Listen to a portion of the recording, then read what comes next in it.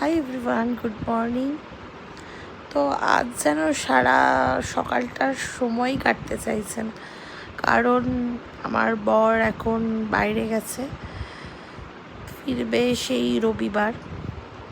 তো অন্যান্য সময় বর থাকলে মনে হয় বাবা সব টাইম টু টাইম করো, এই খাবে না ওই খাবে না, ওর যেটা ভালো লাগবে সেগুলো বানাও।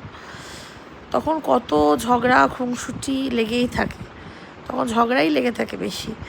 আর এখন নেই, যেন মনে হচ্ছে সময়ই কাটছে না। কাজ কিন্তু প্রচুর আছে, কিন্তু তাও মনে হচ্ছে সময়ই কাটছে না। মনে হচ্ছে ঘরটা কি খালি খালি লাগছে, একদম অলস সকাল লাগছে। যাব এখন রান্না করতে, ডেলিকার রুটিন রান্না করব, খাবো দাবো। ছেলে স্কুল থেকে আসবে, এখন ছেলেকে আনতে যাব। সময় কেটে যাবে, কিন্তু তাও মানে হয় না, সামনে থাকলে ঝগড়া করি তাও ভালো, কিন্তু এই দূরে গেলে ভালো লাগে না।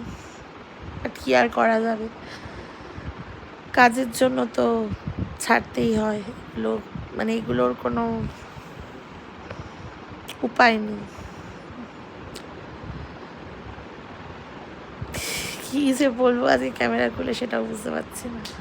অ্যাকচুয়ালি ঘর একদম ফাঁকা লাগছে।